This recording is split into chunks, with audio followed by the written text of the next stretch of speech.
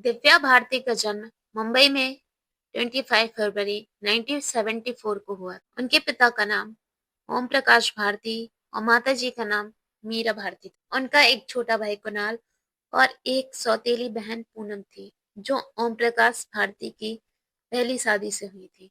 अभिनेत्री कायनात अरोड़ा उनकी दूसरी चचेरी बहन है। दिव्या भारती हिंदी, अंग्रेजी और मराठी लैंग्वेज अच्छे से बोलती थी। अपने शुरुआती वर्षों में वह अपने चुलबुले व्यक्तित्व और गुड़िया जैसी दिखने के लिए जानी जाती थी। उन्होंने मुंबई के जुहू में मानिकजी कूपर हाई स्कूल में पढ़ाई की। दिव्या भारती अभिनय करियर बनाने के लिए सिर्फ 9th क्लास तक पढ़ी थी। 1988 में दिव्या भारती उस समय 9th स्टैंडर्ड में थी, जब फिल्म डायरेक्टर नंदू तोलानी ने उन्हें एक फिल्म के लिए शाइन किया। वह मूल रूप से 1988 में गुनाहों का देवता में अपना डेब्यू करने वाली थी, लेकिन उनकी भूमिका रद्द कर दिए। उनकी जगह संगीता बिजलानी ने ले ली। कीर्ति कुमार, जो गोविंदा के भाई थे, ने भारती को एक वीडियो लाइब्रेरी में देखा। वह गोविंदा के साथ अपनी आने वाली मूवी राधा का संगम के लिए उन्हें साइन करने वाले थे। कीर्ति कुमार ने निर्देशक दिलीप शंकर से मुलाकात की और दिव्या भारती को अनुबंधन से छुड़ाने में कामयाब रहे। अपनी भूमिका की तैयारी के लिए महीनों तक डांस और एक्टिंग की शिक्षा लेने के बाद दिव्या भारती को हटा दिया गया। उनकी जगह जूही चावला को ले लिया गया। यह अनुमान लगाया गया था कि दिव्या भारती पर कीर्ति कुमार की उनके बचकाना स्वभाव और उनके बिहेवियर की वजह से उन्हें मूवी से हटा दिया गया। राधा का संगम मूवी 1990 की गर्मी में रिलीज हुई और हिट भी रही। बाद में उसी साल दिव्या भारती ने आनंद के साथ एक तमिल फिल्म अपना डेब्यू किया। यह फिल्म क्रिटिक्स और फाइनेंशियल रूप से फ्लॉप रही। बॉक्स ऑफिस रेटिंग में दिव्या भारती विजय शांति के बाद दूसरे स्थान पर रही, जिन्हें साउथ भारतीय सिनेमा की लेडी सुपरस्टार और लेडी अमिताभ बच्चन कहा जाता है। 1991 में भारती ने एक्शन कॉमेडी फिल्म राउडी और लुड्डू और ड्रामा असेंबली राउडी में क्रमशः अभिनेता चिरंजीवी और मोहन बाबू के साथ बैक टू बैक हिट फिल्में दी। दिव्या भारती को तेलुगु फिल्म अभिनेता नंदामुरी बालकृष्णन के साथ काम करने का मौका, जबकि दिव्या भारती आंध्र प्रदेश में अपनी सक्सेस का जश्न मना रही थी। वहीं बॉलीवुड के शीर्ष प्रोड्यूसर और डायरेक्टर उन्हें फिल्मों में साइन करने के लिए उत्सुक थे। दिव्या भारती की पहली हिंदी फिल्म राजीव राय की 1992 की फिल्म विश्वात्मा थी। फिल्म फेयर को दिए गए एक इंटरव्यू में उन्होंने कहा कि उन्हें सनी देओल की प्रेमिका कुसुम के रूप में अपनी भूमिका पसंद आई। उन्होंने इसे बहुत अच्छी भूमिका बताया। फिल्म में एवरेज प्रदर्शन किया, लेकिन दिव्या भारती को जनता के साथ साथ फिल्म क्रिटिक्स से भी व्यापक मान्यता मिली। दिव्या भारती सात समुंदर पार में इस्तेमाल किए गए गाने के लिए बहुत फेमस हुई।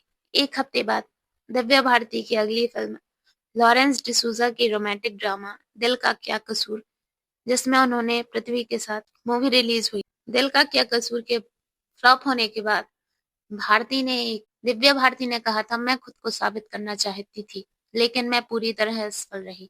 अब मुझे फिर से अपनी चढ़ाई शुरू करनी होगी। फिर भी मुझे पूरा विश्वास है, एक दिन सफलता मेरी ही होगी। मार्च 1992 में डेविड धवन की रोमांटिक एक्शन ड्रामा 16 और शबनम रिलीज हुई। यह क्रिटिक्स के बीच बहुत फेमस थी और भारत में बॉक्स ऑफिस पर हिट रही, जो हिंदी फिल्मों में दिव्या भारती की पहली हिट्स थी। उन्होंने राजकमल की फिल्म फेयर विनिंग मूवी दीवाना में ज्यादा सक्सेस हासिल की, जिसमें वे ऋषि कपूर और शाहरुख खान के साथ स्क्रीन शेयर। यह 1992 की सबसे बड़ी हिट फिल्मों में से एक थी। दीवाना में उनके कैरेक्टर की काफी सराहना। क्रिटिक्स ने बताया, दिव्या भारती हिंदी फिल्म अभिनेताओं की एक ऐसी नस्ल से ताल्लुक रखती हैं, कैरेक्टर स्टीरियोटाइप को तोड़ा है। दिव्या भारती ने lux new face of the year का फिल्म फेयर अवार्ड 24 जुलाई 1992 को दीवाना के लिए जीता था। उस साल उनकी कई हिंदी फिल्में रिलीज हुई। एक्शन ड्रामा जान से प्यारा, जिसमें दिव्या भारती फिर से एक बार गोविंदा के साथ नजर आई थी। रोमांटिक ड्रामा गीत अविनाश वधावन के साथ एक्शन ड्रामा दुश्मन जमाना अरमान कोहली के साथ, बलवान सुनील शेट्टी के साथ।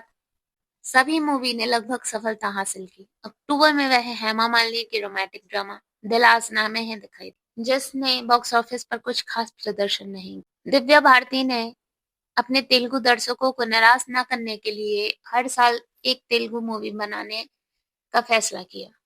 उनके जीवन काल में रिलीज होने वाली आखिरी मूवी थी क्षत्रिय, जिसमें उन्होंने सनी देओल, संजय दत्त और रवीना टंडन के साथ काम किया। यह मूवी 26 मार्च 1993 को रिलीज हुई। दिव्या भारती को इन फिल्मों के लिए बदल दिया गया था जिन्हें उन्होंने पूरा नहीं किया था, जिसमें मोहरा, कर्तव्य, विजय पथ, दिलवाले, आंदोलन शामिल हैं। उनकी मृत्यु के समय वह लाडला के आधे से अधिक सीन कर चुकी थी और फिल्म को श्रीदेवी के साथ फिर से शूट किया गया था। अपनी मौत से कुछ समय पहले उन्होंने रंग और शतरंज की सीन्स पूरे किए थे। ये क्रमशः उनके मरणोपरांत 7 जुलाई 1993 और 17 दिसंबर 1993 को रिलीज हुए और मूवी हिट रही। हालांकि उन्होंने दोनों फिल्मों के लिए अपने सीन्स पूरे कर लिए थे। उनकी अधूरी तेलुगु मूवी थोली मुधु को आंशिक रूप से अभिनेत्री रंभा ने पूरा किया था, जो कुछ हद तक दिव्या भारती से मिलती-जुलती थी। इसलिए उनके बचे हुए सीन्स को पूरा करने के लिए उनकी बॉडी डबल के रूप में इस्तेमाल की गई थी। फिल्म अक्टूबर 1993 में रिलीज हुई थी। रिपोर्टरों के अनुसार ब्लॉकबस्टर दिलवाले दुल्हनिया ले जाएंगे में सिमरन की भूमिका मूल रूप से दिव्या भारती के लिए लिखी गई थी। वह इस भूमिका के लिए आदित्य चोपड़ा की पहली पसंद थी। यहाँ तक कि 1993 की ब्लॉकबस्टर डर में भी भारती मुख्य भूमिका में होने वाली थी। उन्हें किरण अवस्थी की भूमिका निभाने के लिए साइन किया गया था, लेकिन बाद में उनकी जगह जूही चावला को ले लिया गया। फिल्म फेयर के एक पुराने इंटरव्यू में दिव्या भारती की मां मीता भारती ने बताया कि बहुत से लोग अब भी सोचते हैं कि दिव्या ने डर इसलिए खो दी क्योंकि उन्हें यश चोपड़ा से दिक्कत थी। ऐसा नहीं था। जब सनी देओल को साइन किया गया तो वो दिव्या को अपने अपोजिट लेना चाहते थे, लेकिन आमिर खान जूही चावला को लेना चाहते थे। दुर्भाग्य से उस समय हम कुछ शो के लिए अमेरिका में थे। हमारे जाने से पहले सनी, दिव्या और आमिर के साथ डर मूवी की घोषणा की गई थी। जब हम वापस लौटे तो सनी, जूही और आमिर थे।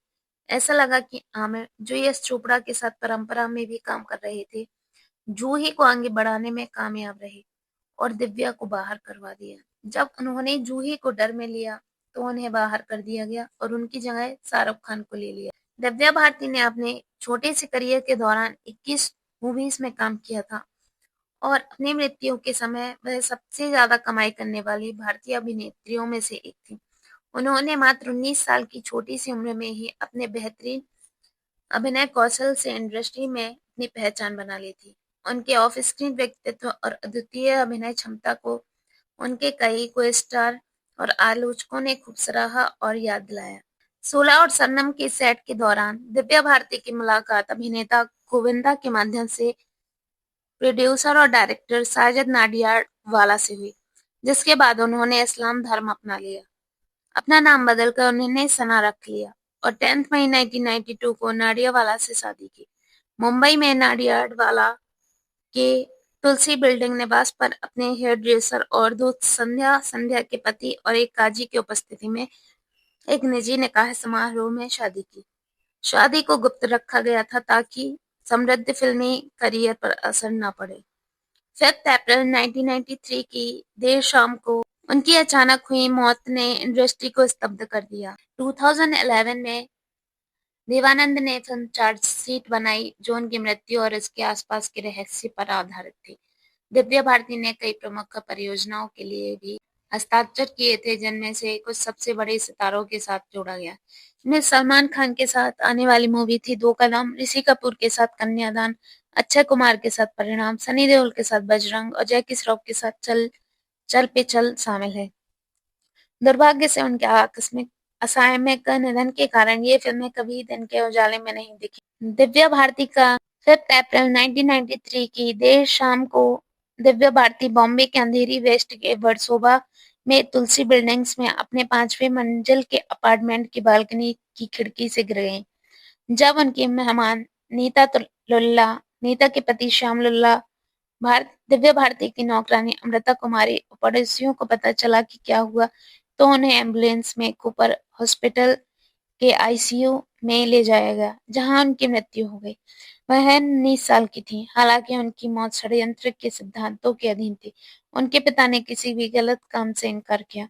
उनकी मृत्यु के आधिकारिक कारणों को सिर से चोटें और ब्लीडिंग माना गया था। उनका अंतिम संस्कार 7 अप्रैल 1993 को बॉम्बे के विले पार्ले शमशान घाट में हुआ था।